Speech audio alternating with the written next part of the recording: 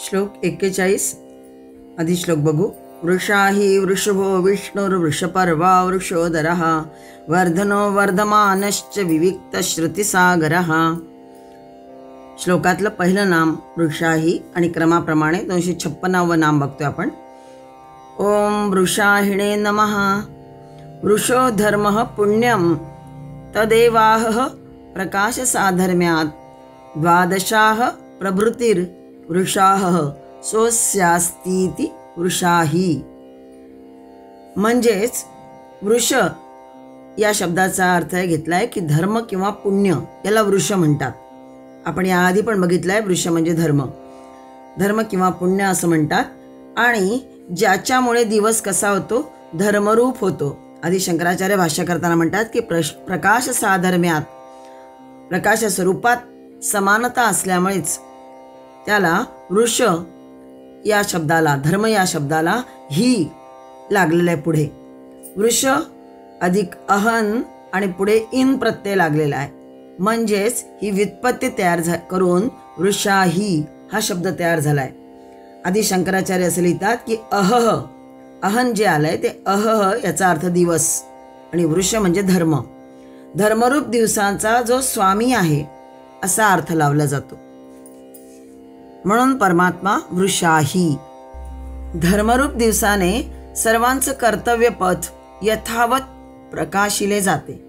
जो तो आपापल्या कर्तव्य मार्गाने जाऊन इष्टस्थळी पोचू शकतो असा हा धर्मप्रकाशक दिवसाचा नाथ कोण, तर परमात्मा होय. दिवसाचा नाथ आपण सूर्य असंही म्हणत असतो, पण इथे जो घेतलेला आहे की धर्मप्रकाशक, धर्मरूप कर्तव्यपथ दाखवणारा असा हा कोण, तर दिवसाचा नाथ परमात्मा होय, महाविष्णू होय. म्हणून त्याला वृषाही असं म्हटलंय. वृषाही ही संज्ञा वेदांच्या कर्मकांडातील भागांमध्ये वारंवार आल्याने ती सुपरिचित आहे असं म्हटलं जातं. वृष या संज्ञेने सामान्यतः यज्ञ कार्याचे शेवटी उरणारं जे फलस्वरूप यज्ञशिष्ट दर्शवते. द्वादशाह आदी यज्ञांना वृषाह असं म्हणतात. शंकराचार्यांनी भाष्य करताना म्हटलंय की द्वादशाह प्रवृत्तीर वृषाह सह अस्य इति असं म्हटलेलं आहे. म्हणजेच द्वादशाह या आदी यज्ञांना वृषाह म्हणतात. द्वादशाह म्हणजे 12 दिवसांचा समूह. एक यज्ञ जो 12 दिवस पर्यंत केला जातो. द्वादशाह नामक यज्ञाचा उल्लेख हिंदू पौराणिक महाकाव्य महाभारतामध्ये सुद्धा आलेला आहे. द्वादशादी यज्ञ भगवंतामध्ये स्थित आहे म्हणून त्याला वृषाही असा नाम देऊन हाही अर्थ घेतलेला आहे. यज्ञ एक श्रेष्ठ कर्म आहे. आपण 3ऱ्या अध्यायात सुद्धा बघितलेला आहे की अन्नात भवन्ति भूतानि पर्जन्यात धन्न संभवः. 3ऱ्या अध्यायातला 14वा श्लोक. यज्ञात भवति पर्जन्यो यज्ञ कर्म समुद्भवः.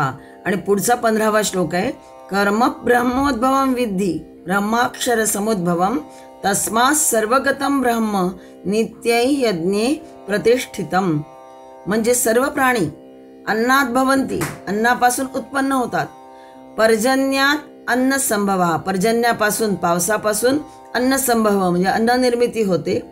यज्ञात भवति पर्जन्य, पाऊस कशामुळे येतो, यज्ञामुळे पडतो. आणि यज्ञ कर्म समुद्भवम, यज्ञ हा विहित कर्मांमुळे घडतो. हा 14वा श्लोकाचा अर्थ आहे. आणि पुढे म्हटलंय कर्म ब्रह्मोद्भवम विद्धी, कर्मसमुदाय वेदांपासून, नंतर वेद हे अविनाशी परमात्म्यापासून, ब्रह्माक्षर समुद्भवम अविनाशी परमात्म्यापासून उत्पन्न झाले आहेत वेद. आणि तस्मात सर्वगतम ब्रह्म, यावरून हे सिद्ध होतं की सर्वव्यापी परमाक्षर परमात्मा हा यज्ञे नित्यही प्रतिष्ठितम, यज्ञामध्ये नेहमीच प्रतिष्ठित असतो. कारण यज्ञ एक श्रेष्ठ कर्म आहे जो साधकांना आत्मोन्नतीसाठी आणि ब्रह्मज्ञान प्राप्तीची दिशा देत असतो. मार्गदर्शन त्यातून मिळतं. हे एक सकाम कर्म आहे, पण त्यामध्ये व्यक्ती फलाची आकांक्षा ठेवत नाही. तर त्याचा मुख्य उद्देश काय असतो, त्यानिमित्ताने ईश्वराप्रती भक्ती, आत्म्याची शुद्धीकरण आणि त्यातूनच मग सामाजिक समृद्धी ही त्यातून साधल्या जाते. सामाजिक समृद्धी म्हणजे काय, तर समाजातील सर्व वर्ग आणि त्या व्यक्तींची समृद्धी यातून होत असते. कारण यज्ञामध्ये दान धर्म केले जात असतात, गरजूंना आवश्यक वस्तू दिल्या जातात, अन्नधान्य दिल्या जाते आणि श्रेष्ठांचा सुद्धा त्या ठिकाणी सत्कार केला जातो. ही सगळी सामाजिक समृद्धीच आहे. आणि म्हणून म्हटलंय यज्ञातून सामाजिक समृद्धी सुद्धा साधता येते आणि मग त्यातूनच सुख शांतीचा अधिकतम लाभ प्राप्त होऊ शकतो किंवा समाज हितात सुद्धा हे योगदान करणं आहे. म्हणून यज्ञाला महत्त्व दिलेलं आहे. म्हणून द्वादशादी यज्ञ हे भगवंतामध्ये स्थित आहे असं म्हटलंय. आपण मगाच बघितलं की द्वादशाचा अर्थ आहे 12 दिवसांचा जो समूह किंवा तो एक यज्ञ जो केला जातो 12 दिवस पर्यंत, त्याला द्वादशाह असं म्हटलंय. व्यक्तिगतरित्या वृष या संज्ञेने दर्शवले जाणारे यज्ञशिष्ट फल म्हणजे त्या व्यक्तीमधील परिवर्तन होय. तो जो यज्ञ करणारा असतो त्यामध्ये आपोआप परिवर्तन होत जातं. कारण परमात्माच धर्मप्रकाशक मार्ग त्याला दाखवत असतो. भक्तियुक्त अंतःकरणाने आणि समर्पित भावनेने केलेले निष्काम कर्म म्हणजे यज्ञ मनुष्यामध्ये परिवर्तन घडवून आणतं. आणि म्हणूनच वृषाही म्हणजे जे कर्म सजीव सज्ञान प्राणी मात्रांनी जाणीवपूर्वक केलेले असते त्या सर्व कर्माचा आणि कर्मफलांचा नियंता दाता कोण, तर श्री भगवान विष्णू होय असं म्हटलंय. कारण तो वृष म्हणजे धर्म आणि धर्मच काय करतो, रक्षण करतो, धर्मच प्रकाश दाखवतो आणि धर्मरूप दिवसांचा हा स्वामी म्हटलंय. म्हणजेच प्रमाद अपराध केला तर त्याचे फळही देतो आणि धर्माप्रमाणे त्याप्रमाणे जर आपण जात गेलो तर मग कर्म करीत गेलो तर आत्मधनाचं सुद्धा हा रक्षण करतो असा हा वृषाही. काही ठिकाणी वृषाही हा जो दीर्घ दिलाय ही, काही ठिकाणी ही ह्रस्व घेतलाय असाही पाठभेद केलेला आहे काही पुस्तकांमध्ये. तर अहीचा अर्थ आहे सर्प. धर्म अहिवत आहे. अहिवत म्हणजे सर्पगत अशा अर्थाने शेष हा अर्थ घेतला त्या ठिकाणी की धर्म अहिवत आहे. प्रमाद घडला तर काय करतो, डंख करतो. कारण अधर्माप्रमाणे वागलं तर तुम्हाला योग्य ते शासन मिळणारच. म्हणून हा अहिवत आहे. म्हणजेच प्रमाद घडला तर डंख करतो. अन्यथा सर्प जसं धनाचं रक्षण करतो तसा हा आत्मधनाचं सुद्धा रक्षण करतो धर्म. धर्म अहिवत धारणही करतो. अहिराज म्हणजे अनंत शेषनाग हा जसा पृथ्वीला या भूगोलाला धारण करून आहे, प्रत्येक वस्तूला धारण करून आहे, तसा धर्ममार्गाने जाणाऱ्याला त्या मनुष्याला हा ढळू देत नाही, त्याला धारण करतो. असा हा अनेक अर्थाने परिपूर्ण वृषाही, ज्याच्यामुळे दिवस कसा होतो, धर्मरूप होतो. शब्द आलाय अह म्हणजे दिवस या अर्थाने दिवसाचा स्वामी. वृष म्हणजे धर्म आणि वृषाही म्हणजे ज्याच्यामुळे दिवस धर्मरूप होतो. त्याप्रमाणे मनुष्याला वागण्यासाठी प्रेरणा मिळत जाते असा हा धर्मप्रकाशक सुद्धा. म्हणून भगवंताचं एक नाम वृषाही असं आहे. श्लोक 41 257 नाम बघतो आपण. वृषभः. ओम वृषभाय नमः. वर्षत्येष भक्तेभ्यः कामानिति वृषभः. म्हणजे वर्षती एषः, वर्षती म्हणजे वर्षाव करतो. कशाच, कोणावर, भक्तेभ्य भक्तांवर. कशाचा, कामान इति म्हणजे इच्छित वस्तूंचा जो वर्षाव करतो त्याला वृषभ असं म्हटलेलं आहे. वृष ही संज्ञा सांप्रत काळी फारशी प्रचलित नसली आता तरी वैदिक वाङ्मयांमध्ये तिचा वापर धर्म या अर्थाने केलेला आढळतो. हे आपण पुन्हा पुन्हा बघितलेलं आहे मागे. वस्तूचा स्थायी भाव म्हणजे एखाद्या वस्तूचा हाच धर्म असे आपण बोलताना म्हणतो. म्हणजे ज्याचे वाचून ती वस्तू रूपाने राहू शकत नाही त्यालाच त्या वस्तूचा धर्म म्हणतो. पाण्याचा धर्म वाहणे आहे, पाण्याचा धर्म ज्यात मिळाला त्यात पिसळणे आहे. अशा अनेक गोष्टी आहेत की ज्या वस्तूंचा उल्लेख करता त्या वस्तूचा धर्म आपल्याला कळतो. जो अशा सर्व धर्मांचा वर्षाव करतो त्याला वृषभ म्हटलेलं आहे. या आधी सुद्धा आपण वृषाकपी, वृषकर्मा, वृषाकृती अशी नामं बघितलेली आहेत. वृषभ याचा आणखीन एक अर्थ आहे की बैल, जो सशक्त आहे, स्ट्रॉंग मॅन ज्याला म्हणता येईल असाही त्याला म्हटलं जातं. तसंच सर्वश्रेष्ठ या अर्थाने सुद्धा वृषभ हा शब्द वारंवार वापरलेला असतो. जसं सिंह आरण्यक पशूंमध्ये श्रेष्ठ. तसं ग्राम्य पशूंमध्ये कोण श्रेष्ठ? तर वृषभ म्हणजे बैल श्रेष्ठ. पुरुष सिंह, तसा पुरुष पुंगव म्हणजे पुरुष श्रेष्ठ असंही आहे. पुरुष सिंह, पुरुष पुंगव म्हणजे पुरुष श्रेष्ठ या अर्थाने सुद्धा वापरला जातो. दोहोंमध्ये फरक करायचा झाल्यास सिंहपद कसं आहे? पराक्रमवाचक आहे. तर वृषभपद कसं आहे? धुरंधरत्व वाचक आहे असं म्हणता येईल. परमात्मा सर्वश्रेष्ठ, सर्व क्षेत्रात श्रेष्ठ म्हटलेला आहे. बैलाची शक्ती जशी विधायक असते, कुठल्याही कार्यामध्ये बैलाचा उपयोग होतो. शेतीच्या कार्यात आपण बघितलेला आहे. शिवाय बैलापासून आपल्याला गायींपासून जेव्हा आपल्याला काही वासरू मिळतं, मग ती गाय असो किंवा पुन्हा बैल असो, हेही सगळं मिळत असतं. म्हणजे पुन्हा ती पुढे पुढे जाणारी परंपरा त्यातून मिळत असते. अशा प्रकारे म्हणजेच बैलाची जी शक्ती आहे ती जशी विधायक असते, सिंहाप्रमाणे विघातक नाही आहे. बैल नंदी म्हणजे शिवाचं वाहन झालाय, अर्थात तो कल्याणवाहक आहे. शेती, गोपालन आणि वाणिज्य या सर्व कल्याणांचा तो कसा आहे? बैल आधार आहे. बैल म्हणजेच वृषभ या अर्थाने तो आधार आहे, त्याला वृषभ म्हणतात. या सर्वांचं तो वाहन करतो.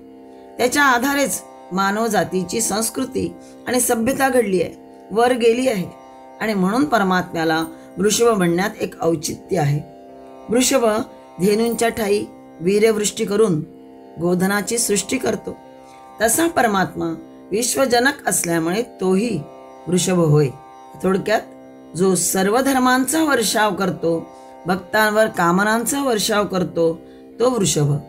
थोडक्यात जो प्रामाणिक साधक आणि सश्रद्ध आहे त्या भक्तांवर उज्ज्वल आरोग्य, ज्वलंत भक्ती आणि स्फुरणदायी शांततेचा सुद्धा हाच वर्षाव करत असतो परमात्मा. आणि असा हा आपल्या भक्तांवर इच्छित वस्तूंचा वर्षाव करणारा आणि त्यांना योग्य ते सगळं देणारा, आरोग्य, ज्वलंत भक्ती आणि स्फुरणदायी शांतता देणारा असा हा कोण? तर महाविष्णू वृषभ या नामाने प्रसिद्ध आहे, म्हणजेच श्री नारायण होय. श्लोक 41 258 नाम बघतोय आपण क्रमाप्रमाणे. विष्णु. ओम विष्णवे नमः. विष्णु विष्णुर्विक्रमणात इति व्यासोक्ते. हे सर्वांना व्यापून असणारा तो विष्णू. विष्णू नाम पूर्वी आपण अनेकदा येऊन गेलेलं आहे, ते बघितलंय. 14व्या श्लोकात नामावलीमध्ये दुसरंच आलं होतं, व्यापणे हा ज्याचा स्वभाव आहे. अगदी सुरुवातीला जे बघितलं आपण ते नाम व्यापणे हा ज्याचा स्वभाव आहे, अंतर्बाह्य व्यापून टाकतो, म्हणून त्याचं नाम विष्णू असं बघितलं आपण. क्रमणात चाप्यहम पार्थ विष्णुवृत्तीभिः संज्ञितः. महाभारताच्या उद्योग पर्वामध्ये हा उल्लेख आलेला आहे. हे सर्व विश्व पादाक्रांत करून मी स्थित आहे, म्हणून मी विष्णू या नावाने ओळखला जातो असं भगवंतानी म्हटलंय. उपनिषदांमध्ये सुद्धा इदम विष्णू विचक्रमे असा उल्लेख आढळतो.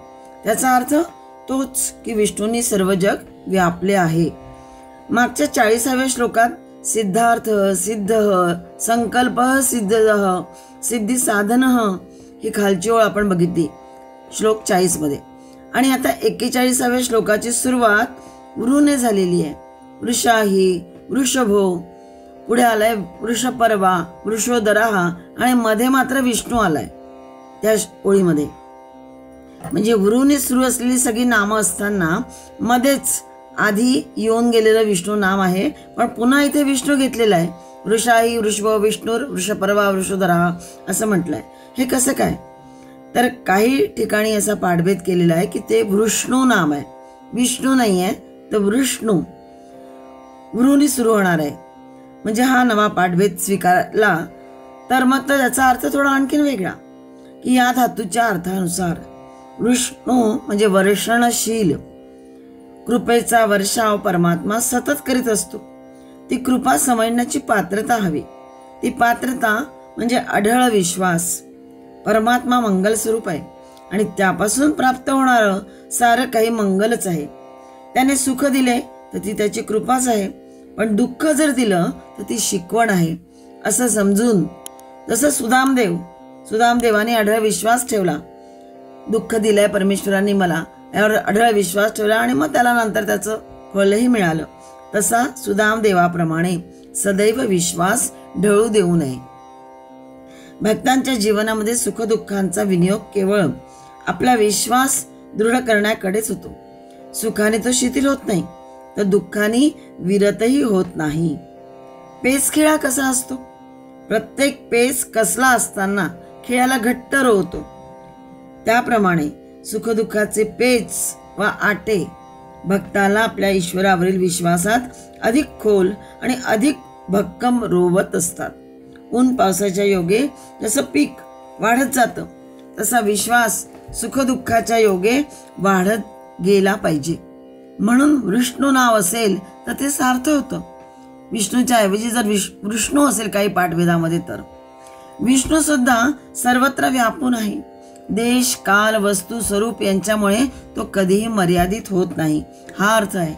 तोच विश्वास शिरून सर्वांतर्यामी राहून तोच मोक्ष प्रदान करतो. त्याच श्रीनारायणाचे ध्यान करायला हवे. तोच सर्व पापे नष्ट करतो.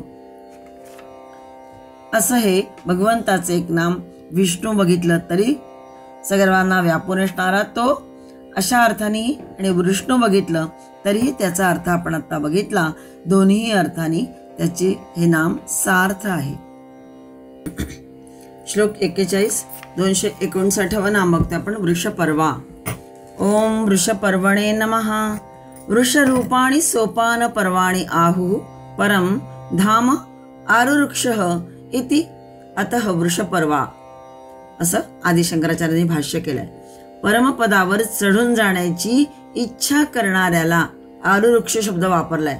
आणि परमधाम म्हणजे परमपदावर चढून जाण्याची इच्छा करणाऱ्याला, आणि जो सदाचरण धर्मरूपी पायऱ्या होऊन, वृषरूपाणी सोपान म्हटलंय पुन्हा, सोपान पर्वाणी म्हणजे धर्मरूपी पायऱ्या होऊन जो सदाचरण धर्मरूपी पायऱ्या होऊन साह्य करतो, असा तो कोण? तर वृषपर्वा. वृष या शब्दाचा अर्थ धर्म असा आपण मागे पण बरेच वेळा बघितलाय.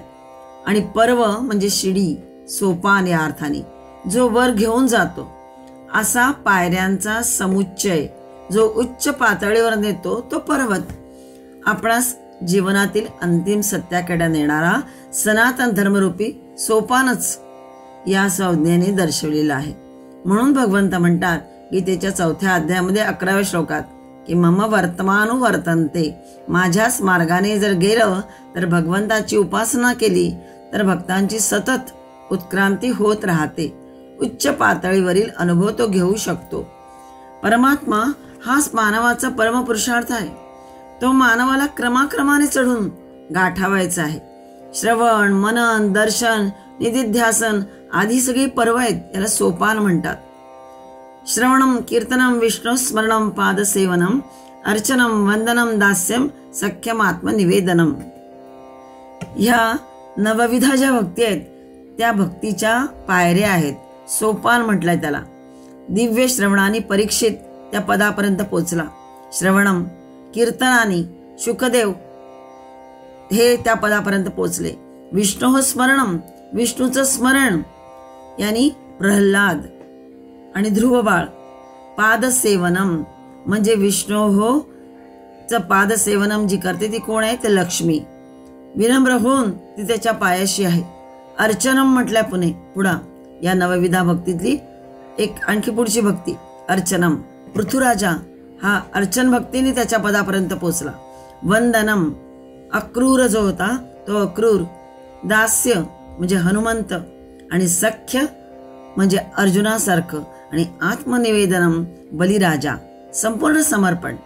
अशा अर्थाने जे त्या पदापर्यंत पोचले. परीक्षित असो, परीक्षितासारखे अनेक शुकदेव आहे, प्रल्हाद आहे, ध्रुवबाळ आहे, लक्ष्मी, पृथ्वीराजा, अक्रूर, दास्य करणारा हनुमंत, सख्य करणारा अर्जुन म्हणजे अनन्य सख्य होतं त्याचं, आणि आत्मनिवेदनम म्हणजे बलिराजा.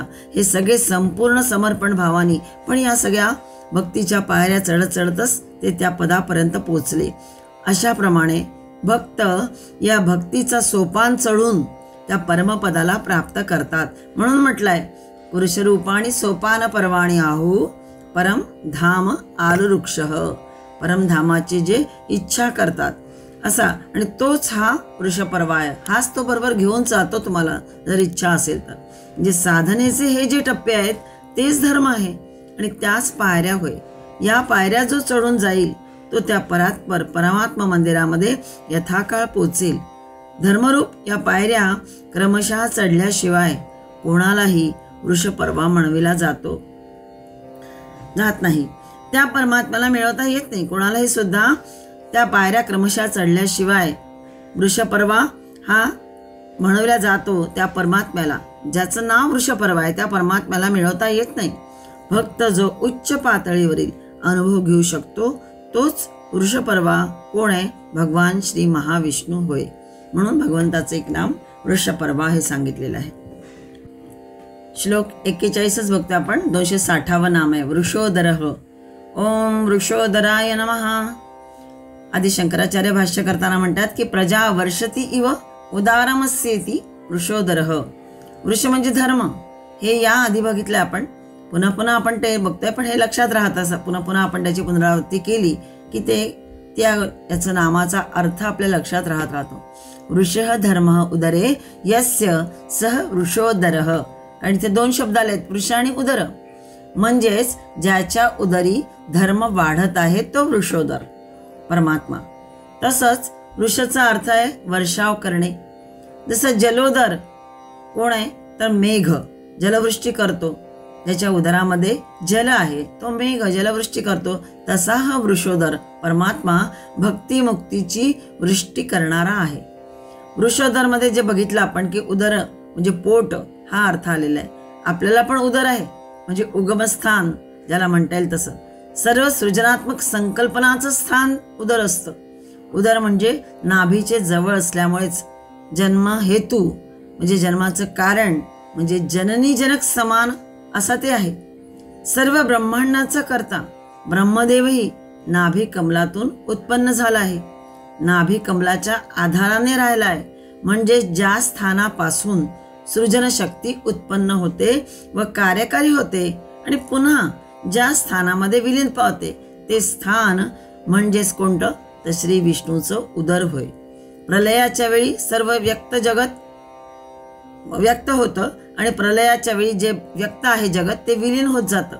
म्हणजेच सृजनाच्या वेळी ते व्यक्त होतं, प्रलयाच्या वेळी ते तिथेच विलीन होतं महाविष्णूच्या उदरामध्ये. सृजनाच्या वेळी सर्व नामरूपात्मक जगताचा वर्षाव होतो. ज्या महाविष्णूच्या उदरापासून सर्व जगताचा वर्षाव होतो त्याचप्रमाणे वृषोदर म्हणजेच वृष म्हणजे धर्म हा अर्थ आपण बघितला. त्या धर्माचं उदर उत्पत्ती स्थान असलेला तो कोण आहे तर भगवान महाविष्णू परमात्माच होय. या नामाचा अर्थ बघून त्याचा गुण आपल्याही जीवनी कसा आणायचा तर जसा एकच पुरुष कसा आहे, पुत्र पण आहे, पती पण आहे, पिता पण आहे, गुरु, स्वामी, राजा या नात्याने वेगवेगळा वागत असतो. हा जो पुरुष आहे हा त्याचा धर्म त्या नात्याशी वागताना तो तसा वागतो. म्हणजे आपला धर्म पुरुष धर्म तो विसरत नाही. सर्वत्र औचित्य पाळणे हा त्याचा धर्म असतो. औचित्य हेच धर्माचं स्वरूप आहे. तो पुरुष भिन्न भिन्न भूमिका अंगीकारित असतो, साकारित पण असतो. तरी सुद्धा त्याची जी मूल भूमिका आहे ती त्याला विसरता येत नाही. कोणती मूल भूमिका तर मानव तर तो आहेच. म्हणजे मानव व्यवहारापुरती ही तो विसरून चालणार नाहीच. पण वास्तविक मूल भूमिका त्याची आत्म्याची आहे. तो आत्मा आहे. सोहम मी तोच आहे आणि त्यालाच मला शरण जायचं आहे. त्या सर्वात्मकाचेही चरण सोडायचे नाही आहेत. कारण तो जसा वृषोधर तसा मीही त्याच्याच आधाराने आहे. आणि म्हणून भागवतात म्हटल्याप्रमाणे ते तो देवता पितरवा ऋषी आप्तभूते ह्यांचा न सेवक नृपान ऋणी असे तो. सर्वात्मना शरण जो चरणास गेला सांडून सर्व शरणप्रद श्री हरीच्या. त्याची उपासना, त्याच्यावर गाढ श्रद्धा आणि त्याच्याच चरणाचं चिंतन मनन हाच माझा धर्म आहे. आणि तोच कृपेचा वर्षाव करणारा मला तारून नेईल. हीच दृढ भक्ती हवी. श्लोक 41 261 नाम बघतो आपण. वर्धनः. ओम वर्धनाय नमः. वर्धयति इति वर्धनः. म्हणजे जीवनाच्या सर्व स्तरांवर जड चेतनादी सर्वांचे जो सर्व काल सर्व ठिकाणी वर्धन करतो म्हणजे वाढवितो. सन्नीती, सदाचरण, धर्म, सद्गुण इत्यादीही वाढवितो असाही अर्थ केलाय. खरंय, ही जी जीवाजीव समस्त सृष्टी आहे किंवा हे सर्वतः अनंत असं जे विश्व आहे हे कोण वाढवतं असं नेहमी आपल्याला प्रश्न पडत राहतो. तर परमात्माच हे उत्तर येईल. नाना नामरूपे घेऊन सृष्टीचा सारखा गुणाकार करीत चाललाय हा. जसं सोन्याचे असंख्य दागदागिने घडत आहेत, वाढत आहेत, ते कोण करतं तर सोनेच घडवीत असतं, वाढवीत असतं. किंवा तृण किंवा गुल्म म्हणजे झाडी, लतौषधी, वृक्ष, वनस्पती रूप ही सगळी समस्त उद्भिद सृष्टी जी आहे ही कोण वाढवतं तर मृतकण वाढवीत असतात. तसा हा परमात्मा चित्कण या सर्वाश्चर्यमय आणि सर्वतोअनंत रूप सृष्टीला वाढवित आहे. ते विश्व वटोदर चितबीज ज्याला म्हणता येईल अशा संसार वृक्षाला वाढवीत चाललेला आहे. वर्धकी म्हणजे वाढी, ज्याला सुतार म्हणतात, तो जसा एकच लाकडातून नाना विसरे तासून काढतो तसा हा परमात्मा हे सगळं विश्वरूप विसरे वाढवत म्हणजे घडवत आहे. तासून जणू काही घडवीत आहे. म्हणून त्याला वर्धन असे एक नाम दिलेलं आहे. वस्तुतः लाकूड किंवा त्याचं उत्पादन वाढतं, पण लाकूड तासून वेगवेगळे उत्पादने बनवले जातात म्हणजे वाढतं ते नामरूप. जसं लाकडापासून नवीन आकार होतात, नवीन नावं तयार होतात. उदाहरणार्थ नांगर आहे, वखर आहे, डवरा आहे, झू आहे, चाक आहे, टेबल, खुर्ची, भावला, भावली, अनंत खेळणी. आता होत नाही ती खेळणी, पण पूर्वी होत असत. आता सगळं प्लॅस्टिक आहे इत्यादी. तरी सुद्धा परमात्मा तसाच उपादानभूत आत्मतत्वाचीच नामरूपे, नानाशी रूपं आणि नामरूपं त्यापासून तासून करीत चालला आहे. वाढवणे आणि वाढणे, घडणे म्हणजेच वर्धन करणे अशा अर्थाने तो वर्धन करणारा होय. म्हणून त्याचं एक नाम वर्धन होय. श्लोक 41 262 नाम बघतो आपण. वर्धमानः. ओम वर्धमानाय नमः. आदि शंकराचार्य भाष्य करताना म्हणतात की प्रपंच रूपेण वर्धत इति वर्धमानः. जो प्रपंच रूपाने किंवा विश्वविस्ताराच्या रूपाने वाढत असतो तो वर्धमान नावाने संबोधला जातो. मागचं 261 नाम आपण बघितलं वर्धनः. सर्व ठिकाणी जो वर्धन करतो, वर्धन करतो म्हणजे वाढवितो, वाढवणारा असा अर्थ बघितला. आणि येथे वर्धमानः म्हणजे वाढणारा, जो स्वतःची वृद्धी अमर्यादपणे करू शकतो, सतत वृद्धी पावतो, तो वर्धमानः. विश्वातील सर्व नामरूपात्मक वस्तुजातांमध्ये सतत गतिमानता असते. सर्वत्र उत्क्रांतीच्या दिशेने एक अदृश्य वाटचाल चालू असते. आणि म्हणूनच येथेही श्री महाविष्णूचा उल्लेख ही उत्क्रांतीची सर्वंकष गतिमानता असा केलेला आहे. आपण बघतोय की विष्णू सहस्रनामामध्ये अनेक नामजोड्या आल्या आहेत. त्या साम्य, वैषम्य, विरोधपूरण, कार्यकारण इत्यादी नाना भाव लक्षून त्याप्रमाणे आलेले आहेत. मागचं 261 नाम वर्धन आणि आता हे 262 नाम वर्धमान. ही जोडी तशीच आहे. कारण रूपाने परमात्मा कसा आहे वाढविणारा आहे म्हणून वर्धन, आणि कार्यरूपाने जो संसार वर्धमान म्हणजे वाढणारा आहे म्हणून ही दोन्ही जोडी नामाने आली आहेत, दोन्ही जोड नाम आली आहेत. वस्तुतः ब्रह्मामध्ये वाढ आणि घट काहीच होत नाही, ते तर कुटस्थ आहे. परंतु संसार धर्माचा आरोप त्यावर होतो आणि ते वाढते वा वाढविते असं म्हटलं जातं. खरं तर ज्याला जन्म नाही तोच खरोखर वाढता आहे असं म्हटलं पाहिजे. ज्याला जन्म आहे तो तर प्रतिक्षणी घटतच असतो. पुराणात तसा उल्लेख आला आहे की हे नाम भगवंताला वामनावतारामुळे प्राप्त झाले आहे. कारण त्यामध्ये त्यांनी अतिविशाल असं रूप घेऊन 3 पावलांमध्ये भगवंतांनी हे सर्व विश्व व्यापलं आहे. अशा प्रकारे वर्धमान म्हणजे प्रपंच रूपाने किंवा विश्वविस्ताराच्या रूपाने तो वाढतो आहे म्हणून वर्धमान हे नाम त्याचं संबोधल्या गेलेलं आहे. बुद्धानी सिद्धार्थ तर महावीरांनी वर्धमान हे नाम धारण करून त्या नामाचं जणू भाष्यच आपल्या जीवनानं केलेलं आहे. पुढचं नाम बघूया. श्लोक 41 263 नाम बघतो आपण. विविक्तः. ओम विविक्ताय नमः. इत्थं वर्धमानोऽपि पृथगेव तिष्ठति इति विविक्तः. म्हणजे जो वाढतोही परंतु सर्वाहून पृथक आहे, अलिप्त आहे. मायेच्या जगतामध्ये कितीही उलाढाल झाली तरी सुद्धा परमात्मा सर्वांपासून आपल्या वैभवाने व पूर्णतेने कसा आहे, अलिप्त आहे. रोजच्या सामान्य जन्म मृत्यूरूपी संसारांसुद्धा परमात्मा अलिप्त आहे, पृथक आहे. म्हणजेच संसाराच्या घडामोडींपासून कोलाहलापासून पार दूर, अलिप्त, अस्पृष्ट असा हा शांत शिव अद्वैत आहे. सर्गाचा उपसर्ग तिथे नाही, अद्वैताचं एकांत साम्राज्य तिथे आहे. परमात्मा हा कसा आहे, विकाररहित आहे, परिणामरहित आहे. हे त्याचे अलिप्तपण गीतेच्या 9व्या अध्यायामध्ये वर्णिलेलं आहे. गीतेच्या 9व्या अध्यायातले 4था श्लोक की मया ततमिदं सर्वं जगदव्यक्तमूर्तिना मस्थानि सर्वभूतानि न चाहं तेष्वस्थितः. जसं पाण्याने बर्फ परिपूर्ण भरलेलं असतं तसं मी निराकार परमात्म्यानी हे सगळं जग कसं पूर्ण व्यापलेलं आहे. तसेच सगळी भूते माझ्यामध्ये संकल्पाच्या आधारावर राहिली आहे, परंतु वास्तविक मी त्यांच्यामध्ये राहिलेलो नाही. न च अहम तेषु अवस्थितः. मी त्यांच्यामध्ये नाहीये. सर्व व्यापून असूनही किंवा सर्वत्र असलेला असूनही सुद्धा मी कोणत्याही गुणांनी त्यांच्या मी लिप्त होत नाही. मी अलिप्त आहे. ज्ञानदेवांनी याच विविक्त दशेचं वर्णन भारुडामध्ये केलं आहे. सगळ्यांना सुपरिचित असं हे भारुड आहे. काट्याच्या आणीवर वसले 3 गाव, 2 ओसाड 1 वसेची ना. काटा म्हणजे काळ नावाच्या काट्यावर काय आहे, 3 गाव वसले आहेत. कोणते, तर स्थूल, सूक्ष्म आणि लिंगदेह ही 3 गावं वसवलेली आहेत. पण त्यातले 2 ओसाड आहे आणि 1 वसेची ना.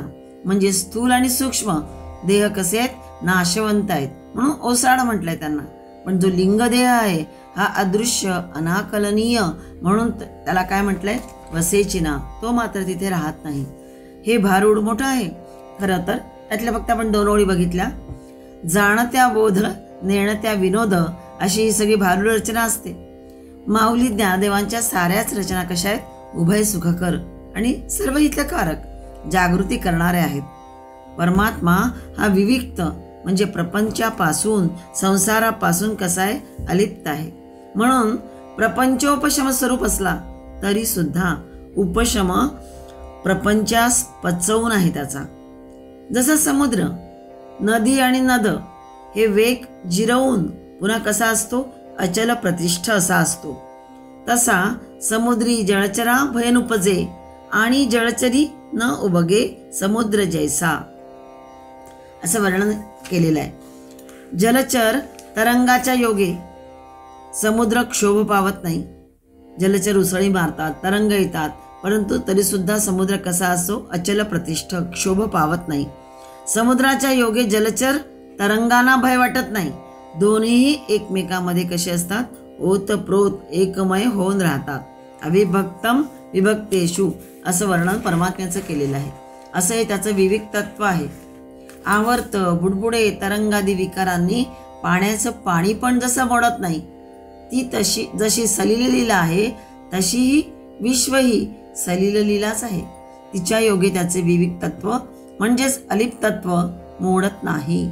असा हा परमात्मा सर्व संसाराच्या घडामोडींपासून पार दूर, अलिप्त, अस्पृष्ट होय, पृथक म्हणजे वेगळा होय, म्हणून त्याचं एक नाम विविक्त असं घेतलंय.